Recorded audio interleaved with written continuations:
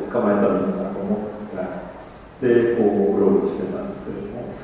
で今日はこの展覧会絵の具の絵という大きな展覧会がこの、を見ていただき、皆さんぜひお旅に飾ってもいただきたいし、その作品を理解をする何かきっかけになっていけばいいかなと思うので、この陳列というのは多分もちろん君の方で2人でこう構成しながら、ある程度この空間を意識して制作がされました。そうですね、先に日程だけが決まってましたから、具体的にどういう作品をとか、あるいはどういうテーマをというのは最初なかったんですね。で、もう迫ってきてて、それでこちらの担当の荒木さんとお話ししたときに、その時はですね、小さい絵を描いてるだけだったんですよね。特にだから大きいテーマで何かドンとしたものがなかったので、その時に描いてたのが、このミニカーの絵と、絵の具の、同じサイズの入り口入り口のところの3色だけ、だったんですね。それで別にそういう展覧会のタイトルあるいはテーマっていうふうには特に考えてなくて、でも一応打ち合わせには来なきゃと思ってお話をしている中で、今こんな風な絵を描いてるんですということと、それから初めはですね、点数が少ない方が作品には合ってるんじゃないかというようなことで、なかなかね、そう言っていただけることもないというか、ありがたいことで、僕も点数少ない展示の方が最近いいなと思ってるんですよね。ですけれども、その構想が全くなかったんですよね。それでその実際、今、絵の具の絵というタイトルですと言ったときに、そうか、これで展覧会をタイトルにして構成してみたらどうかということから始まって、それで絵の具の色数も増えたりしたということですね。で、赤、青、黄色っていうふうにだけしてたんです、ミックスしてたんですけれども、絵の具の絵であれば、コバルトブルーであるとか、カドミンレッドというような色名というか、絵の具の色名ですね。それで描こうということで進んできたということなんですね。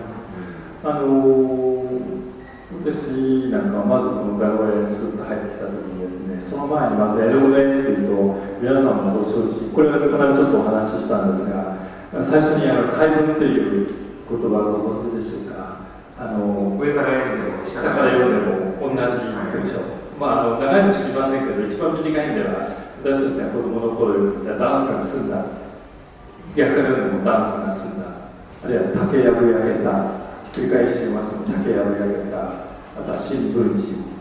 逆から読んでも新聞紙。そういう回文っていうんですが、絵の具の絵っていうのは回文ですよねって言ったら、結構言葉遊び好きだ。そうですね。おっしゃってましたね。くだらない言葉遊びが好きで、人前でそんなね、しゃべりませんけど、僕の中ではいつもダジャレで突っ込んだりしてるんですけど、だから別にね、絵の具の絵って大した分量の回文じゃないんで、あれですけれども、でも漢字の絵の具って書くのを、絵具って書いて、だからパソコンで絵の具って打つと、漢字の絵と具だけは出ないんです。だからいつも僕はパソコンで打つときは絵具っていうふうに絵の具という字を打つんですけど、だから脳が省略されて、それで一般のその文章には絵の具って書いてるんですけど、今回はわざわざ漢字で書いても反対から読めるようにっていうふうなことなんです。単純に言葉が絵の具の絵なんで、漢字で書いてもひっくり返しても同じだよねっていう話をしてたんですが、で、もう一つ、今日は会場に入ってきてぐっと思ったのは、あれ絵って描けるんじゃなくて置いてもいいんだと思ったんですよね。いや、もちろん後ほど私、こちらの小さな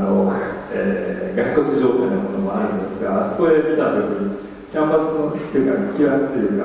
厚みがかなり厚いですよね。でも、置いてもいいんですよね。特に一枚の絵は、お皿がまさに置かれているようなことで。だから騙し絵的な感じで、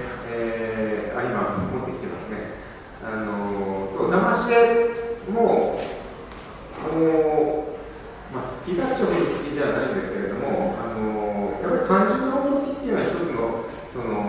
要素だとは思ってるんですよね。ただ漢字の驚きだけだと、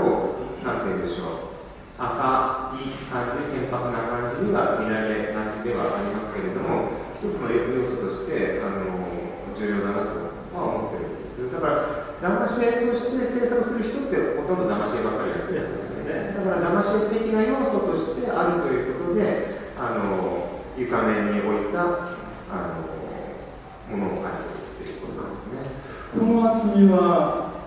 なんかかなり思い入れというか、実はね、そこには何のあれもないんですね。これは何なのかって言いますと、キャンバス、普通木枠あるいはパネルっていうものが規格がありまして、6号、8号、0号から始まってあるんですけど、ここの中で一番大きいのがあれば100号で、スクエアなので正方形なので S100 号というふうに規格があるんですけれども、これは全く何のあれもなくて、こんなちっちゃい規格ないんですけど、これはただ単にホームセンターに行くとカットコーナーというのがあって、そういう角材の余りを売ってるんです。ものすごく安い。そのサイズです。で、その板を合わせて、貼り合わせて、厚いのとか薄いのとか、でも小さい作品まで描きたいっていうのはずっとあって、そこに小さい家もありますけれども、なんていうんでしょう。やっぱり日本で言えば目付けであるとか、最近で言えばフィギュアとか、あるいはなんでしょうね。なんかそういう小さいものを曖昧する思考って、携帯スラップなんて、そうです、携帯ボードですね。携帯でこう練習したりとか、そうですけど、そういうのはありますので、小さい作品っていうか、なんかそちらものすごい小さな、ものすごい小さい。特に僕なんか江戸文でですね、前にちょっと先ほどうちの誰かの司会の話がありました。江戸これは赤い絵の具である、そのまま素材、なんて言ってるんでしょうね、絵の具の、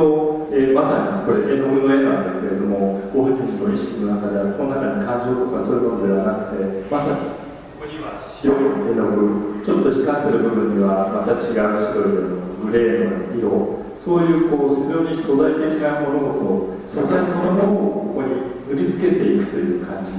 なんかそんなことをおっしゃって、この文章にも書いてらっしゃるんですが、ただやっぱり